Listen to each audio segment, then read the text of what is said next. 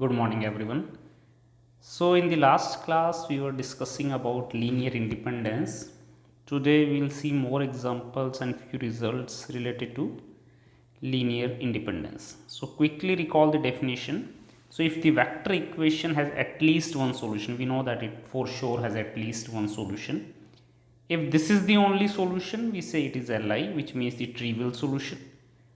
Otherwise, we will say that the set is LD. So this is the question. We need to prove or disprove u plus v plus w plus u are Li or Ld. So it means we have to use the definition. We should start with the vector equation. So the vector equation look like a times u plus v plus b times v plus w plus c times w plus u should be the zero vector. Yes. Now if a, b, c comes out to be 0, we say Li. If one of them is non-zero, at least one of them is non-zero, we say Ld. Okay. Now this equation can be written as u can be taken common. So a plus c plus v can be taken common. A plus b plus w can be taken common. So b plus c is equal to 0. Okay, now what information you have? It's already given that u, v, w are three linearly independent vectors. So now this equation can be seen as a vector equation in terms of u, v, w. And since they are linearly independent, so I can write that a plus c must be equal to 0 because this is a scalar multiple of a plus c and u. A plus b must be 0 and b plus c must be 0. Three equation, if you solve them, this gives you a is equal to b is equal to c is equal to 0. Which means that you started with this vector equation and you reach that a, b, c are 0. This means that u plus w, v plus w and w plus u are linearly independent. And of course, we have used this result that u, v, w are linearly independent vectors. Let S be any subset of Rn containing R distinct vectors where R is greater than n. Then for sure S is LD. Okay, let's consider an example. So consider the set S to be 1, 2, 5, 7 and let's say 2002 and 1900. Okay, I have to check that it's LD or not. It's a subset of R2 for sure, and here it means n is equal to 2 and R is equal to 3 because S has 3 vectors. So the vector equation becomes A times 1 2 plus B times 5 7 plus C times 2002 900, which is equal to 0, 0.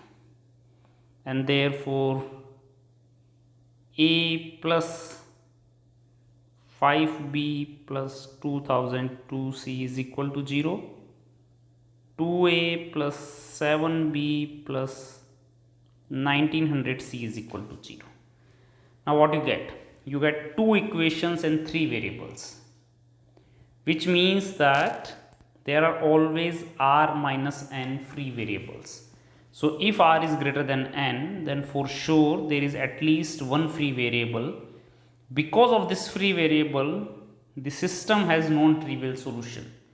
So you can see here is that one of the variable would have infinitely many values, and therefore the set S is linearly dependent. So this is again a theorem which can be used directly in some cases to check if the set is Li or Ld. For example, consider this set. So if you need to check linear independence of this set, which is a subset of R cube, Yes, so r cube n is equal to 3, but here s r is equal to 4.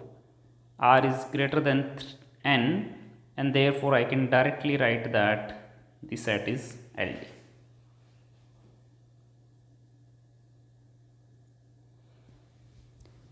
Okay, examine the linear independence of the set x comma sin x.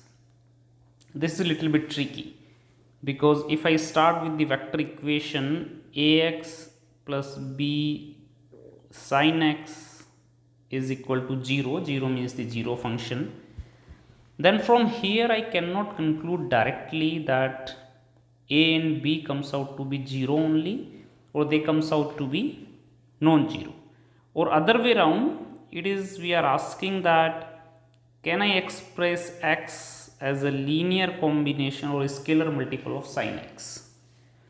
If you see this one, then for x is equal to 0 it's true, left hand side is 0, right hand side is 0, but other than x it's not true.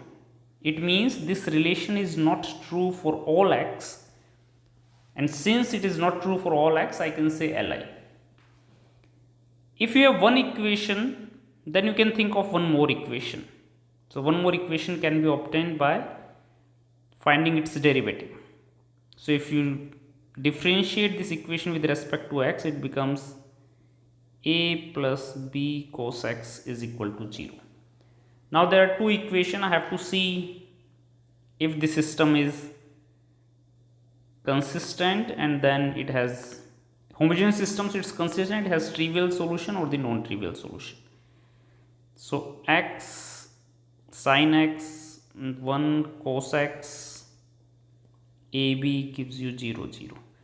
So if the determinant of this matrix comes out to be non-zero, then trivial solution. If it is 0, then non-trivial solution. So determinant would be x cos x minus sin x. Again, if you see the determinant, then for x is equal to 0 it is 0, but for all other values it's not. It means that I cannot say that the determinant is always 0, and I assume that it's non-zero, and in that way I can say that a and b comes out to be 0, because ab is equal to inverse of this matrix multiplied by 0, 0, and therefore a is equal to 0, b is equal to 0. That gives me the set is linearly independent. So in case of the functions, sometimes we have to use the alternative approach, and this approach informally has been discussed. So we can define a new term, Wronskian. What it says, if f1, f2, fn are n functions which are n minus time differentiable, then Wronskian is defined as determinant of the first row is f1, f2, fn, the second row is f1 dash, f2 dash, fn dash, and so on. Like in the previous case, the Wronskian was, you write the first row as x and sin x, and then you the second row, because it goes till f differentiation till n minus 1. So there are only two variables, so differentiation will go n minus 1. It means you just need to differentiate once. So differentiation of x is 1, and this is cos x. Now you can recall that this is what we have done in the previous example.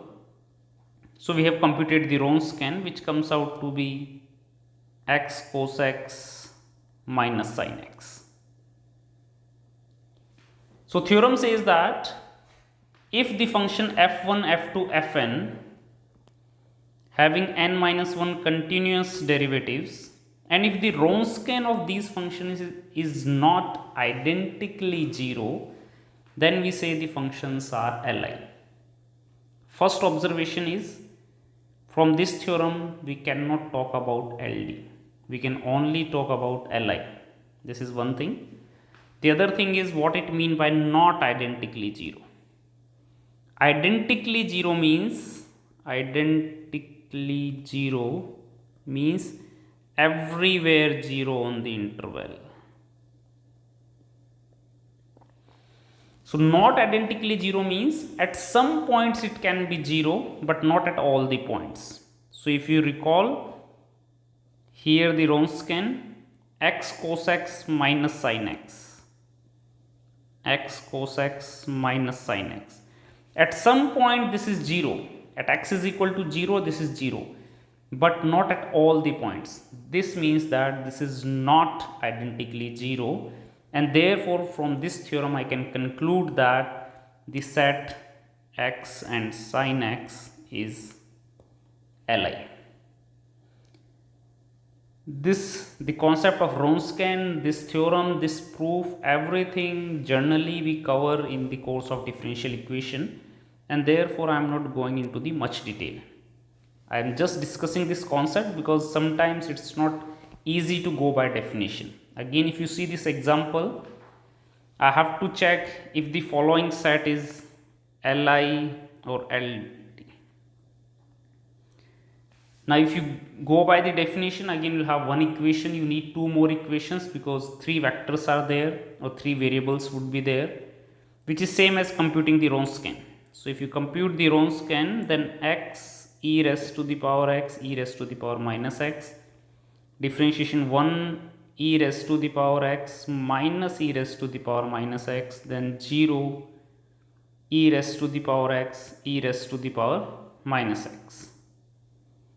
If you solve it, it comes out to be 2x. Now again 2x is only 0 when x is equal to 0, which means that this is not identically 0, and therefore the set is Li. Okay, so this ends this section linear independence. Now we are going to discuss the next section in the next class, which talks about linear span. Once we discuss linear span and linear independence, it's easy to switch to the main concept, that basis of a vector space. Thank you very much.